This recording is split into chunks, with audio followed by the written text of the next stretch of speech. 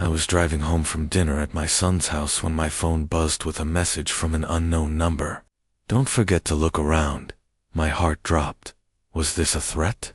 I typed back with shaking fingers. Who is this? The reply came almost instantly. This is salvation. Before we continue, make sure to subscribe to the channel and tell us in the comments where you're listening from. Suddenly, a thunderous pounding rattled my front door, shattering the quiet evening like a sledgehammer through glass. 3 sharp, furious knocks. Open up. I know you're in there. Jasper's voice tore through the heavy oak door, higher and rougher than usual, full of panic. My stomach twisted. I set down my coffee cup, the porcelain clicking against the saucer a little too hard.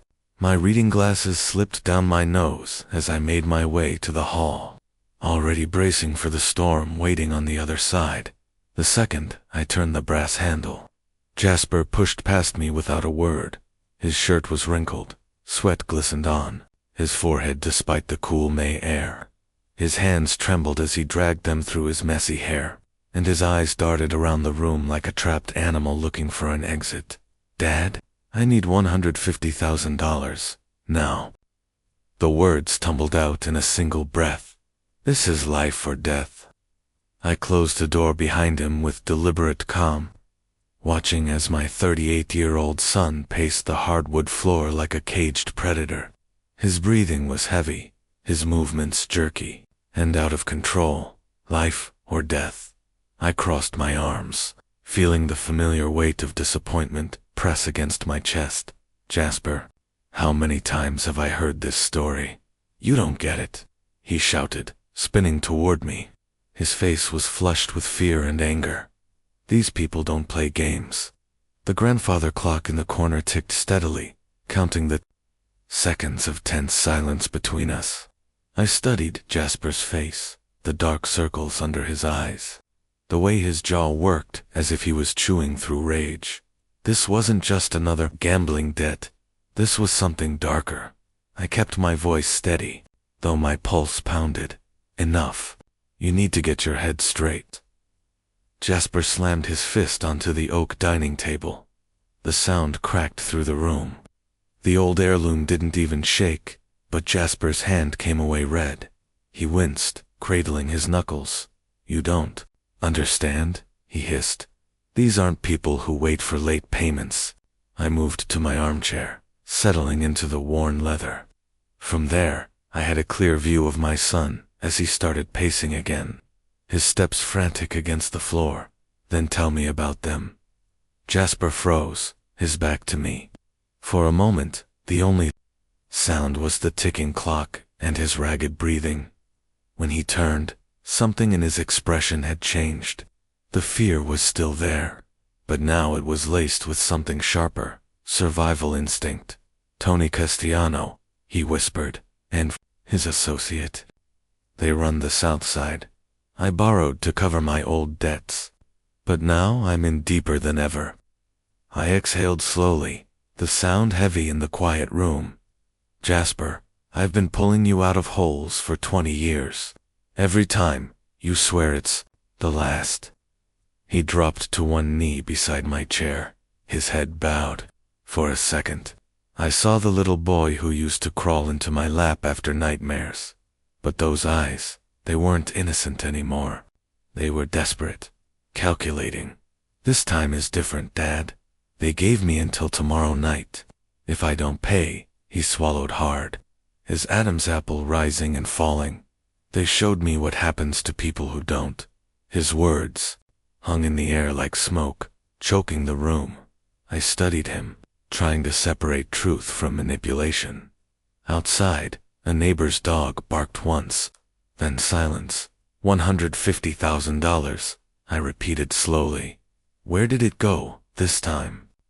Jasper's eyes darted away from mine, focusing on a spot somewhere over my shoulder. Poker high-stakes games, basement clubs. I was winning for weeks, Dad. I was close to clearing everything, and then you lost it all. The same old pattern. Jasper's fists clenched at his sides. You don't understand what it's like. The pressure, the calculations. The rush when the cards hit the table. That's what you don't get, Dad. Jasper's voice cracked, his words tumbling out like a confession. I'm good at this. I just need one more chance to. No. The word left my mouth like a hammer blow, sharper than I intended. I wasn't doing this again. Jasper's expression shifted in a heartbeat. The mask of desperation slipped away, revealing something darker. His eyes narrowed, his lips curling with a venom I'd never heard from him before. You've always been selfish, he spat. All your love went to that company. I stayed seated in my armchair, watching this stranger wearing my son's face. The grandfather clock ticked steadily, indifferent to the storm raging in my living room. I worked for you, I said quietly, for your future, for my future. Jasper's laugh was sharp, bitter, and full of contempt. He began pacing again, movements sharper, more dangerous. You don't even know when my birthday is. October 15th. I didn't hesitate. And I remember every gift you broke, every one you pawned for quick cash. The truth stopped him mid-stride. Shame flickered across his face, just for a second, before rage swallowed it whole. That's right. Throw it back in my face. His voice rose, almost a shout. Every mistake, every failure. You keep a running tally, don't you? He moved around the room like a storm tearing through a town, bumping into the coffee table, sending my newspaper sliding to the floor. The lamp trembled on its base as he passed too close, his pacing frantic, reckless. I keep a ledger of love, I said, my voice steady, despite the chaos. Every time I picked you up from the police station, every debt I paid, every second chance I gave you, that was love. Love. He spun around, his eyes wild. You call control, love. You call manipulation, love. His words cut deep, hanging in the air like smoke. The irony was bitter. My son, who had just tried to manipulate me with tears and threats, accusing me of the very thing he'd perfected. The leather of my chair creaked as I shifted, refusing to rise to his bait. Jasper, sit down. Let's talk about this calmly.com. His voice broke. There's nothing calm about having a target on your back. Nothing calm about knowing tomorrow night, if I don't have their money, they'll see. Stopped, dragging both hands through his already wild hair until it stood in disarray. Sweat had soaked through his shirt, despite the cool air seeping through the open window. When he spoke again, his voice was low and dangerous. You'll regret this, old man. The words landed like a physical weight, making the room feel smaller, the air thicker.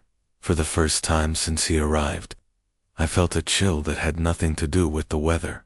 Jasper stepped toward the mantelpiece where our family photos stood in a neat row. His fingers hovered over them, then closed around the silver frame, the one with Mabel, a young Jasper on my shoulders, all of us smiling in the sun at Navy Pier. He stared at it for a long moment. Maybe it's time you learned what real consequences feel like. The frame slipped from his fingers, or maybe he let it fall. It struck the hardwood floor with a sharp crack, the glass splintering across our faces. The sound seemed to echo far too long. We both stared down at it.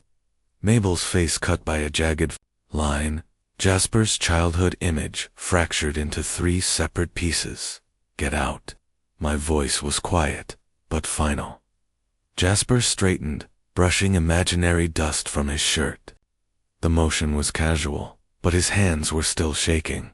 You'll change your mind, he said, heading for the door. When you realize what you've done, you'll call me. I won't.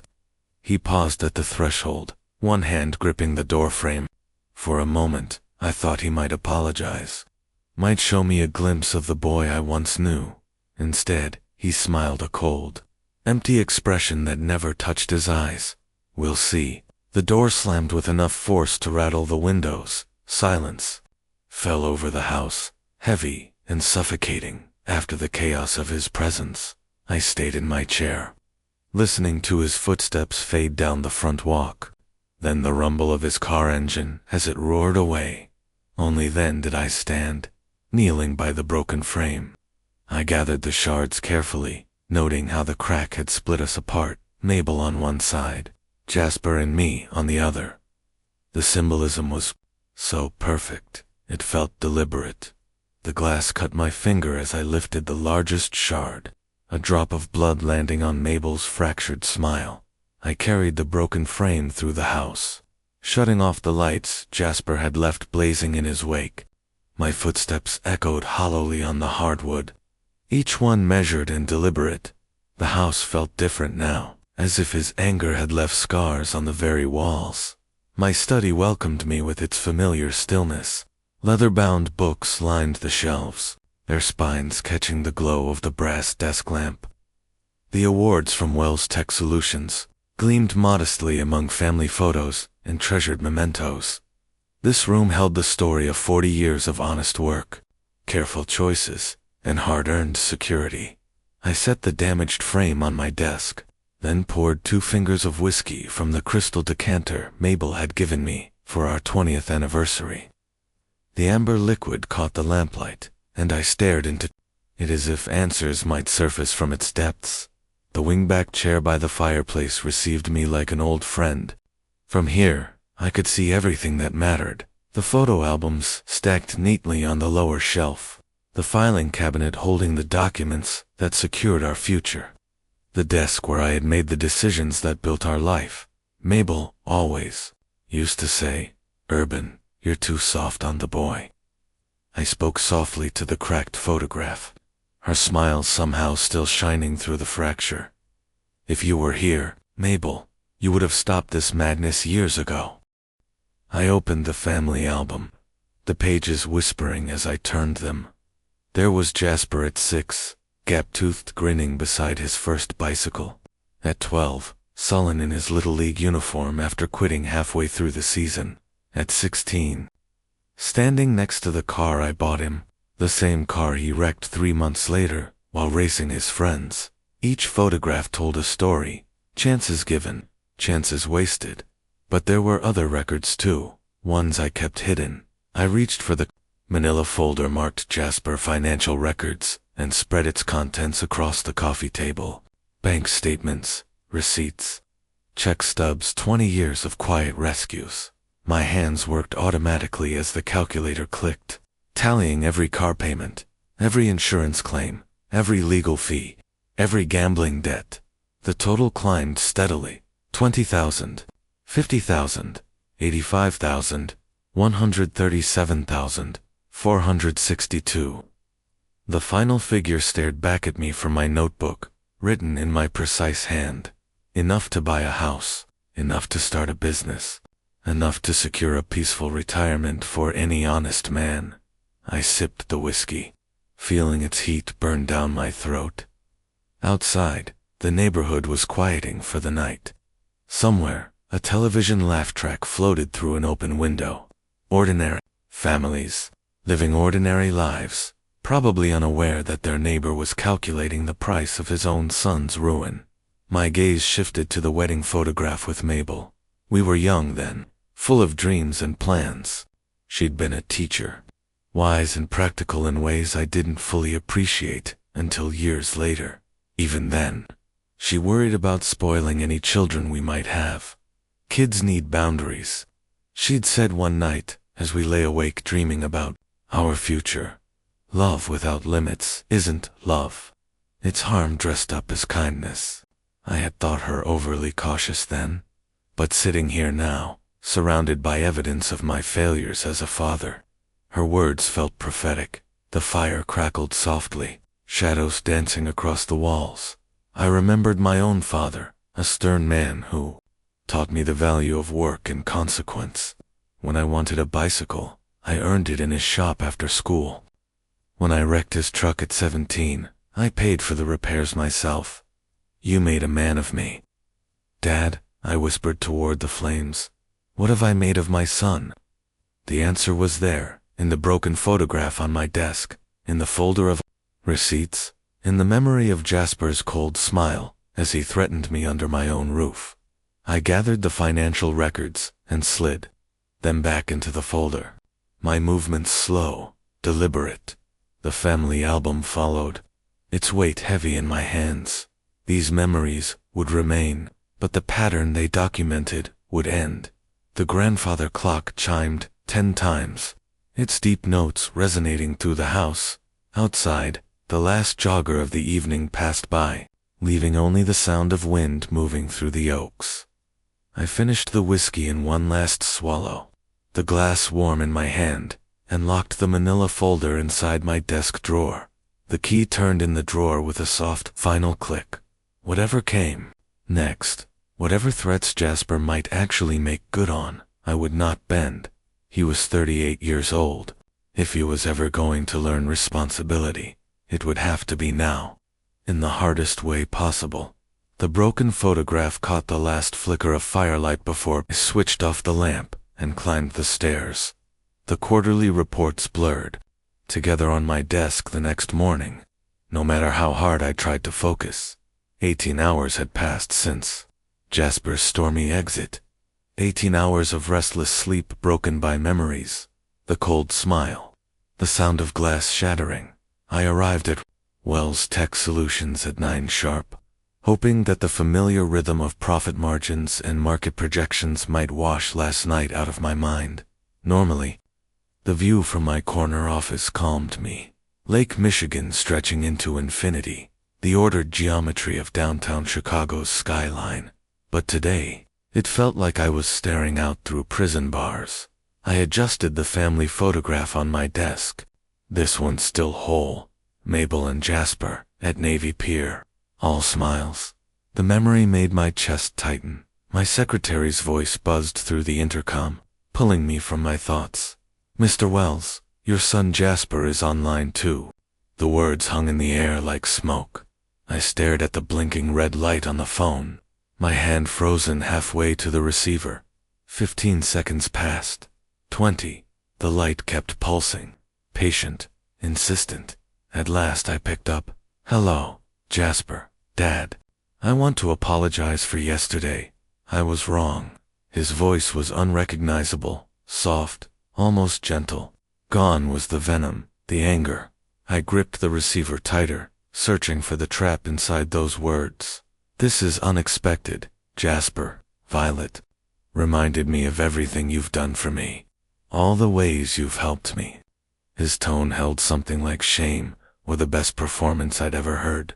I let fear take over, and I said terrible things. "Will you come to dinner tonight? Please." Before I could stop myself, I was writing it down in my appointment book. Dinner, Jasper's 7 p.m. The pen felt heavy in my hand.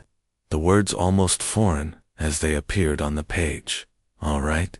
What time? 7? And Dad, I'm truly sorry." The line clicked, dead, leaving me staring at the phone as if it might offer an explanation. Just last night, my son had threatened me in my own home, and now he was offering apologies. An olive branch. Dinner. I leaned back in my leather chair, watching the shadows lengthen across the stack of financial reports.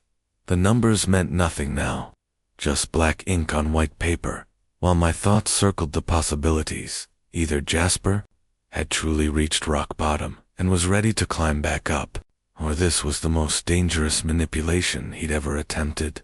Chicago's traffic droned far below, the ordinary world continuing its routine while my family stood on the edge of something I couldn't yet define. I touched the photograph.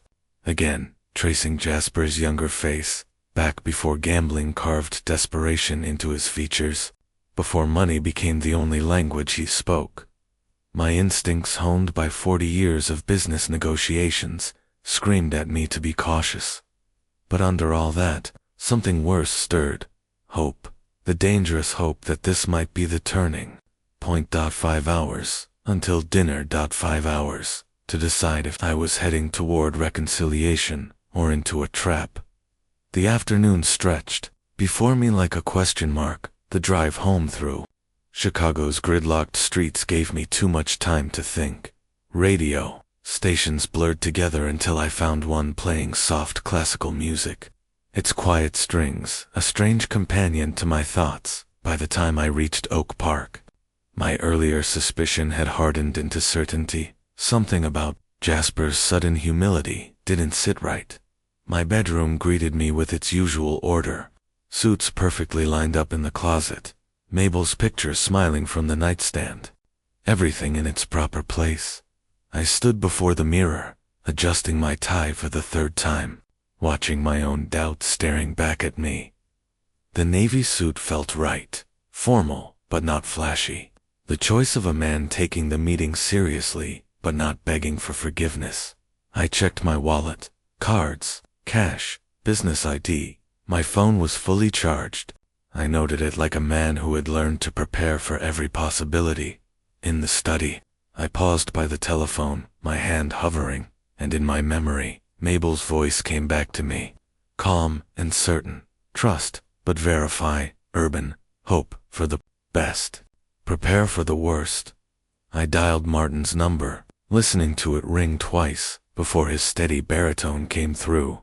Urban, everything all right? Martin, if I don't call you by midnight, check Jasper's apartment. I kept my tone even, businesslike. 1247 North Winchester, Unit 3B. A pause. You want to tell me what's going on? Probably nothing, I said, forcing a lighter tone. Humor an old man's paranoia. You got it. Be careful, Urban.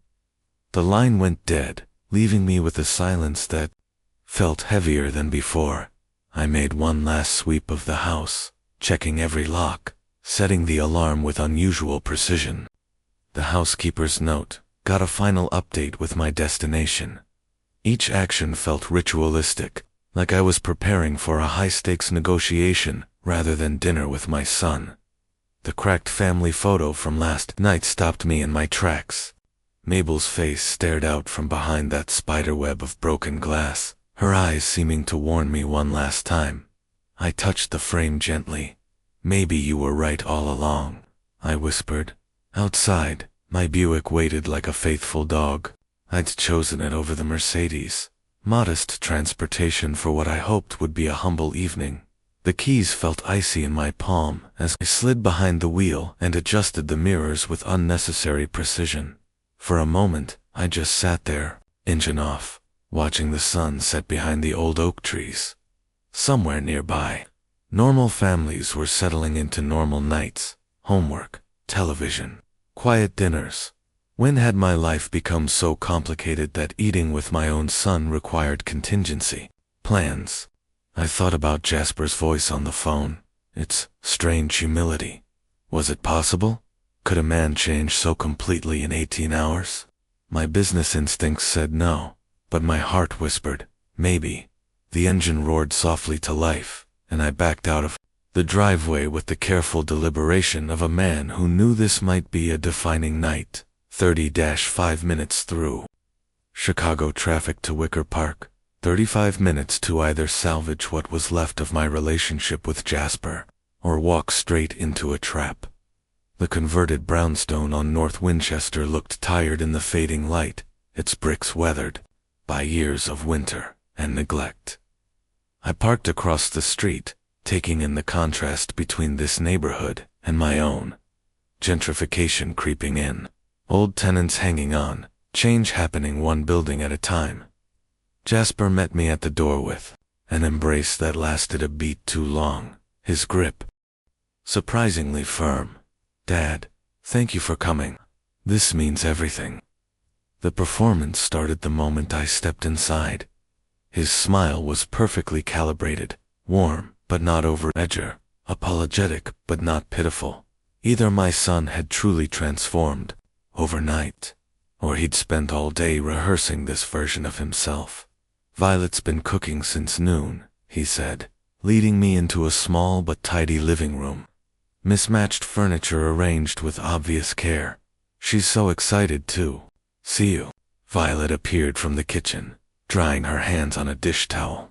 Her smile was bright, but too tight around the edges. Mr. Wells, welcome. I hope you're hungry. The apartment spoke of their reality. Worn carpet, ring-stained coffee table, a stack of bills stamped overdue, but everything was spotless.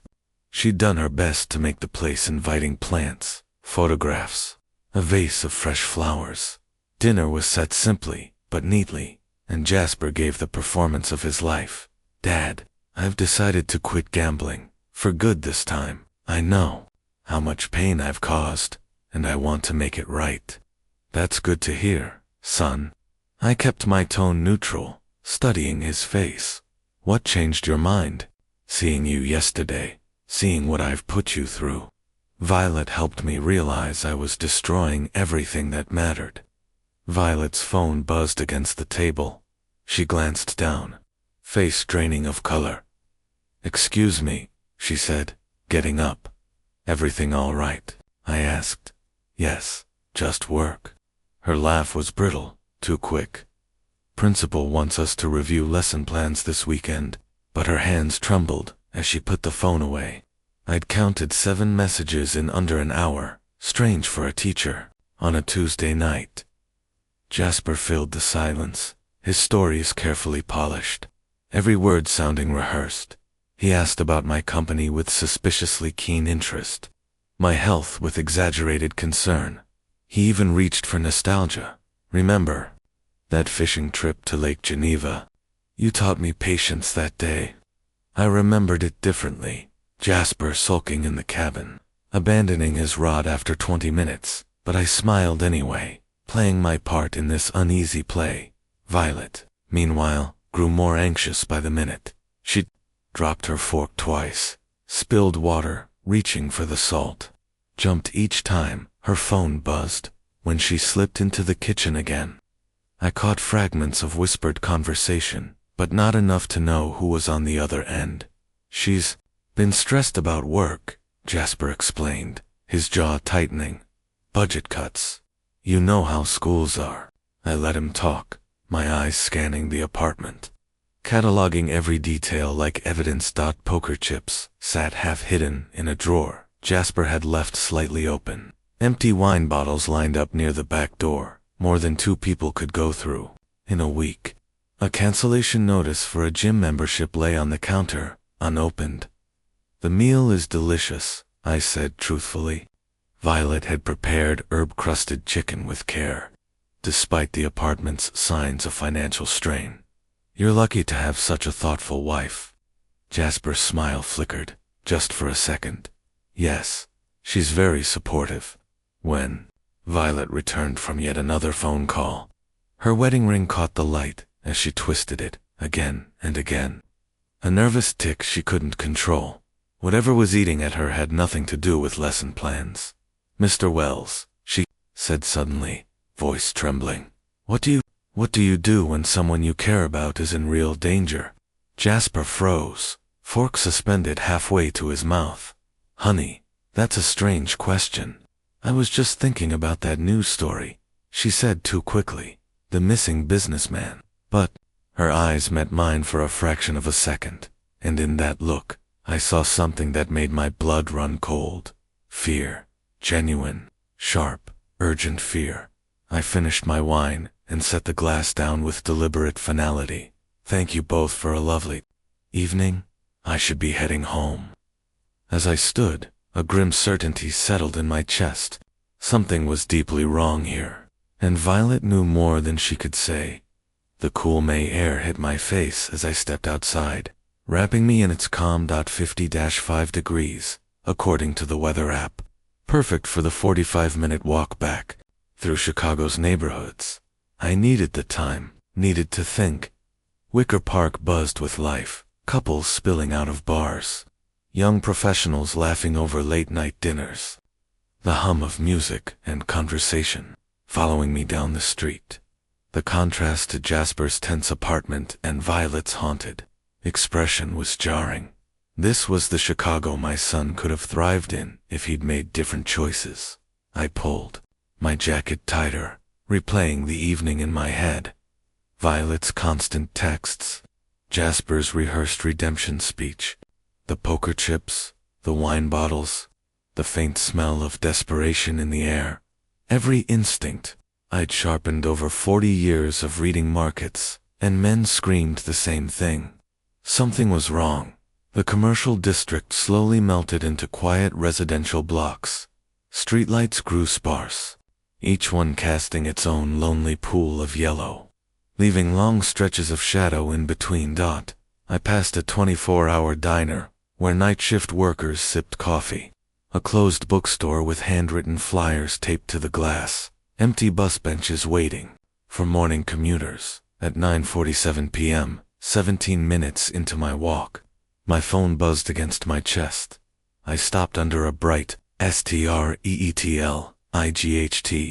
An unknown number flashed on the screen. Don't forget to look around you. I read it twice before my fingers moved to reply. Is this a threat? The answer came instantly. This is rescue. A chill ran up my spine. Probably kids. Probably a prank. I called the number back, but got the cold, mechanical voice of the automated message. The number you have dialed is not in service. Years of business had taught me to document everything, so I screenshotted both messages before slipping the phone back into my jacket, but I kept it close. The next few blocks felt different. Every sound seemed louder. My own footsteps on the pavement, the far-off hum of traffic, a dog barking somewhere in the night. I caught myself glancing over my shoulder more often, telling myself it was nothing but nerves. Then I saw it, a black sedan, moving too slowly, keeping just enough distance. 3 blocks. Every turn I took, it took when I crossed at the light, it crossed when I turned down a side street. Its headlights swung with me, slicing through the dark like watchful eyes. My heart thudded faster, not from the pace, but from the instinct I could no longer ignore. Mabel's voice echoed in my head. Trust your instincts, Urban. They've kept you alive this long. The sedan crept closer, its engine purring low, predatory. Through the windshield, I made out 2 figures in the front seat, faces obscured by tint and shadow. I walked faster, shoes clicking on the pavement. The sound sharp and urgent. The quiet residential streets stretched out ahead of me, every porch light feeling too far away, every shadow a possible hiding place. I was no longer walking home. I was trying not to be hunted. The car's turn signal blinked once, then twice before it followed me into the shadows. This wasn't coincidence anymore. This wasn't paranoia. I was being hunted.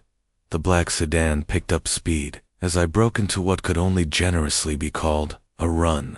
At 65, my sprinting days were long gone, but fear is a powerful motivator. My knees protested with every step, but I pushed harder. Behind me, car doors slammed shut with the weight of a gavel, calling judgment. Stop, old man. We just need to talk. The voice had a strange authority to it, calm, annoyed, like a teacher calling after a truant student. But teachers didn't chase people through dark alleys, and the edge in his tone promised nothing good. Police. Help, I shouted, my voice cracking. But the neighborhood was silent. Porch lights stayed dark. Windows remained closed. It was a Tuesday night in a working-class neighborhood. People had gone to bed early, their minds on tomorrow's shifts and morning alarms. Shut up and get him. A second voice, younger, sharper, and far more dangerous. Their footsteps pounded against the pavement, getting closer. Panic took over, and I ducked into a narrow alley between 2 row houses, weaving between parked cars and overflowing garbage cans. My lungs burned, each breath a ragged, painful reminder that my doctor had warned me about stress like this. But stopping wasn't an option, not when strangers were discussing getting me with casual menace. The alley spilled onto another, darker street, industrial, lined with loading docks and storage buildings that turned the night into a maze of black shadows.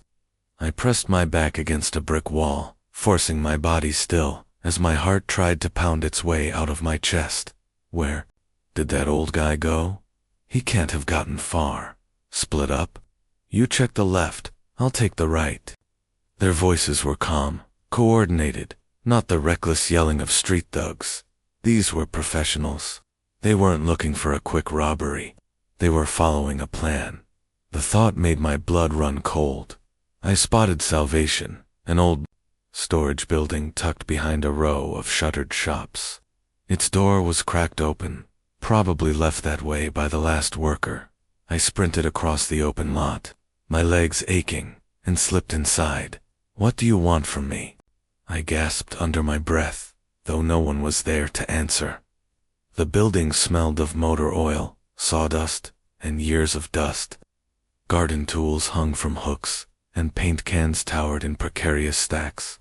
I crouched behind the largest pile of wooden crates, trying to slow my breathing as flashlight beams began sweeping the alley outside.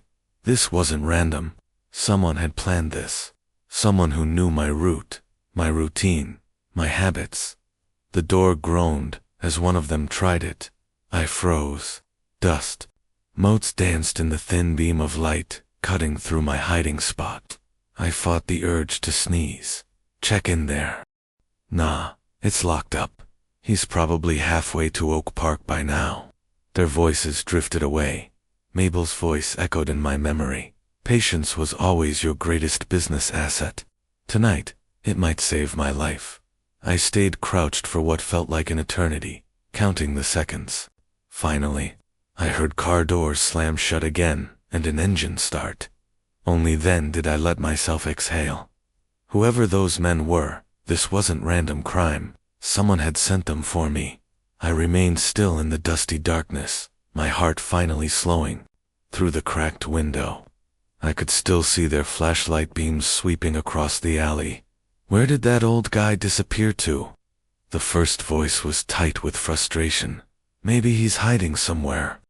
"It's dark enough," the second voice said, hesitant, doubtful, maybe less experienced. I shifted slightly to hear better, my elbow brushing against a paint can. The faint scrape made me freeze, every muscle locked. The flashlights paused. Silence pressed down like a weight.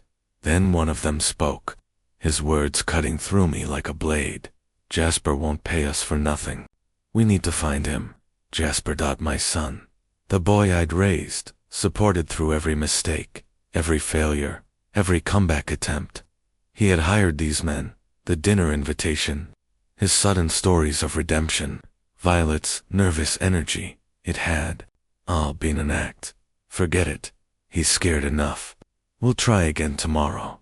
I clamped my hands over my mouth, trying to keep the sound of my breathing quiet as the truth hit me full force. My own son had sent men to terrorize me. Every instinct screamed at me to confront him, to demand an explanation that would make this make sense. But all I heard as they walked away was one final, casual remark. "Boss said just to scare him anyway. Make him think twice about refusing help to family." "Yeah, but if we can't find him, how's he going to know he was scared?" There, voices were fading now, moving deeper into the alley system. But I stayed perfectly still, pressed against the wall, absorbing not just their words, but the casual tone, as if my fear was a product they'd been hired to deliver. Then came the sound of car engines, the crunch of tires on gravel as they drove off. Still, I waited. 15 long minutes. Each second dragged as my mind wrestled with the most painful truth I'd ever faced. My son, the baby Mabel had nursed through fevered nights. The little boy who used to run to me after nightmares. The young man I believed could still turn his life around. He had crossed a line tonight. This wasn't rebellion or bad decisions. This was an act of war. When I finally stepped out from behind the crates, the alley didn't feel like just a shortcut anymore. It felt like a battlefield. A place where I had learned that blood ties could be twisted into weapons, that love could be turned into a trap. The cool night air smelled like rain, heavy and metallic, while the distant hum of the city carried on with its usual indifference. Violet's text made perfect sense now. She had known. She had risked everything, even her safety, to warn me. While her husband plotted my terror, she had chosen to defy him, to send a warning to a man she barely knew. That single choice might have saved my life, but I couldn't stop here. I needed to call Martin. I needed the police involved before Jasper had time to rewrite the story, erase evidence, or spin lies I wouldn't be able to disprove. First, though, I had to reach a safe place, somewhere public, somewhere with witnesses. The 24-hour diner I'd passed earlier felt like salvation now, its neon sign glowing like a lighthouse in a storm. As I stepped out of the alley and walked toward those welcoming lights, one thought burned in my chest. My son had succeeded in scaring me, but not in the way he had hoped. Under the buzzing fluorescence of the convenience store, I fumbled with change at the payphone, my hands shaking so badly that quarters clattered to the floor. Twice, I finally managed to dial 911, double quotes, 911. What's your emergency? I need to report an attempted assault, I said, my voice steadying as I spoke. Two men chased me through the alleys near Wicker Park. I want to speak with Detective Martin Reyes at District 18. Are you injured? Do you need medical assistance? The operator asked, calm and professional. No, I'm safe now. Just tell Detective Reyes Urban Wells is calling. 20 minutes later, Martin's patrol car pulled into the parking lot with quiet precision. I watched him through the window, tall, solid, wearing the expression of a man who had seen everything and could handle anything. Urban, he said as he approached, taking in my torn jacket and the sweat on my face. What happened to you? Relief nearly dropped me right there. Seeing someone I trusted, someone trained for situations like this, almost undid me. Martin, I said, my voice cracking, I think my son wants to kill me. We sat in his patrol car while I told him everything. The dinner invitation, violets, nervous hands, the anonymous text. The sedan that stalked me through Chicago's streets. Martin listened carefully, taking notes, his calm questions methodically pulling out every detail, the timing, the route, descriptions of the men. You're sure you heard Jasper's name? He asked finally. I'm sure. Jasper won't pay us for nothing. We need to find him. That's what they said. Martin's jaw tightened. Then they were hired. Your son paid them to do this. He photographed the warning text on my phone before the battery finally died. You'll need to come to the station, make a formal statement. Can you describe the car? Black sedan, probably a Toyota Camry. Illinois plates. I caught part of the number. Small dent on the passenger. Side tinted windows. Two men, both around 30. Within minutes, Martin had put out a bolo alert through dispatch. The sudden, precise machinery of police procedure clicked into motion. Evidence, statements, coordination. This was order. The law pushing back against the chaos Jasper had unleashed. District 18 hummed with late-night energy when we arrived. Phones rang, radios crackled. Officers processed reports with quiet efficiency. Urban, this is a serious accusation, Martin said, as I signed my statement. Are you certain? I looked him dead in the eye. One of them said Jasper's name. He's behind this. Martin's expression hardened. Then we'll find them. Minutes later, my phone, now charging at Martin's desk, buzzed with a radio update. Detective Reyes, we have a vehicle matching the description, parked outside an apartment building in Pilsen. Martin grabbed his jacket, his whole presence shifting from calm to laser-focused. Urban, we may have just found them.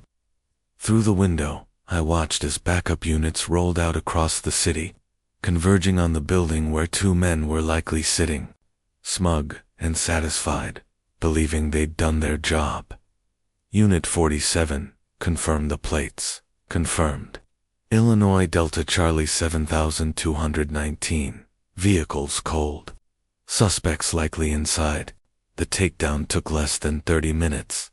Tony Marchetti, 32, and Vince Rodriguez, 29, both with long rap sheets for assault and intimidation, were brought out in cuffs. Quiet and cooperative. Professionals. Exactly the type of men Jasper would know through his gambling connections. Martin had them separated the moment they arrived at the station, beginning interrogations with calm precision. This wasn't TV drama. This was real, efficient police work. And as I watched from the other side of the glass, a slow, simmering rage began to replace the fear. My son had orchestrated this, and I was going to find out why. Tony broke first, probably calculating that cooperation might shave years off his sentence. Urban, we have them, and we have a confession, Martin said. I looked up from the police station coffee that had gone cold in my hands. What did they say? Listen to this, Martin replied, reading from his notes, his voice edged with controlled disgust. Jasper Wells paid us $5,000 to scare the old man. Half up front, half after the job was done. Make it look like random street crime. I stared at him. Scare. They wanted to kill me. Martin's expression darkened. There's more. Jasper told them you have heart problems. He figured if they scared you bad enough, nature would do the rest. No hands laid on you, just fear. The words landed like a physical blow. My knees weakened, and I sank heavily into the plastic chair, suddenly aware of every ache in my 65-year-old body. My son hadn't just hired criminals to threaten me. He'd turned my own mortality into a weapon. He had taken medical information I had shared with him in confidence and used it to orchestrate what would have looked like a natural death. He knew, I whispered. He knew about my heart condition. I told him last Christmas that my doctor was monitoring arrhythmias. Martin's voice was firm but grim. Tony's phone shows the texts. Bank records will prove the payments. We have enough to arrest him. Solicitation of assault. Maybe even attempted murder. Vince backed up Tony's story in every detail. The two men, realizing their little side job had escalated into felony territory that would put them behind bars for decades. They described meeting Jasper at a coffee shop near his apartment, where he had given them my photo, my address, even instructions on how to use my heart condition against me. The plan was elegant, Martin said flatly, reviewing the statements. No bruises, no obvious assault. Just terror until your heart gave out. You'd be a tragic statistic, and he'd be free. Piece by piece, the evidence stacked up with mechanical precision. Text messages, arranging payment. Security camera footage of the coffee shop meeting. Bank transfers tracing money straight from Jasper's account to Tony's. My son had been meticulous, but not careful. He'd left a trail that would make any prosecutor salivate. He's home now, Martin said, signing off on the arrest warrant, probably sleeping soundly, thinking the plan worked. I want to be there, I said. Martin frowned. Urban, for your own safety. I don't need to be close. I need to see him. I need to see his face when he realizes what he's done has come full circle. Some twisted, grieving part of me needed that closure. Martin nodded once. You'll stay in the car. I looked at the confession one more time, the words swimming in my tired eyes. Martin, how long does a man spend in prison for something like this? Trying to kill his father over gambling debts? 15 to 20 years at least, Martin said. It's premeditated attempted murder. The financial motive makes it worse, not better. As the detectives finalized plans for the arrest, I sat in the quiet hum of the station, surrounded by the relentless sounds of justice. Phones ringing, radios crackling, paperwork rustling. My son, the baby Mabel had nursed, the boy I once rocked to sleep, had calculated the exact dose of fear needed to stop my heart. The weight of that betrayal was crushing. A cold blanket over my shoulders. Dawn crept through the station windows, turning the detective bullpen gray and sterile. I dozed fitfully in the chair Martin had set aside for me, waking every few minutes with a start. At 8 sharp, Martin returned, carrying fresh coffee and a grim finality in his expression. Jasper's in custody, arrested at 6:30 this morning, without incident. I straightened slowly, feeling my body protest after the long night. How did he react? Shock, Martin said simply.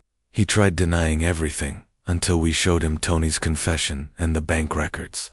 Then Jasper broke. Completely, the last of his defiance crumbling. Martin returned to his desk, shuffling paperwork with the calm precision of a man who had done this 100 times before. He admitted to everything, he said quietly. My phone buzzed, its battery fully charged after the long night. I blinked at the screen, the unknown number that had saved my life. In the chaos of arrests and confessions, I had nearly forgotten it. I typed slowly, deliberately. Thank you for saving my life. Who are you? The reply came within minutes. I'm Violet. I couldn't let him do this. You're a good person. Relief hit me like a wave, followed almost instantly by questions. Why didn't you stop him sooner? Her answer came fast, raw with honesty. I was afraid, but when I realized he was really going through with it, I'm sorry. In the messages that followed, Violet told me how she had discovered Jasper's plan the night before our dinner. She had wrestled with her conscience, torn between loyalty to her husband and doing what was right. In the end, she'd bought a burner phone and sent the anonymous warning that saved my life. She's filing for divorce, Martin said, reading over my shoulder. She's already agreed to testify against Jasper in exchange for immunity. She saved your life, he added quietly.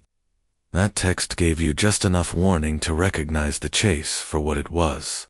The case was airtight. Jasper would face charges for solicitation of assault and attempted murder. Tony and Vince would likely accept plea deals in exchange for their testimony. The confessions, bank transfers, and text messages made this prosecutorial gold. I still want to see him, I told Martin. The meeting took place in a small, sterile interview room at the station. Jasper sat there in an orange jumpsuit, hands cuffed to the table. He looked smaller somehow, shrunken, a shadow of the man I had faced on Monday night. Dad, I was desperate. Those people were going too. You made your choice, I interrupted, keeping my voice level and cold. I gave you everything, and you chose to try to kill me for more. His eyes filled with panic. It wasn't supposed to be murder. Just enough fear to stop my heart. I finished for him, using information I shared with you, in trust. I stood. You're no longer my son. Later that morning, back home under police escort, I called my lawyer to begin the process of rewriting my will. Jasper's name would be erased completely.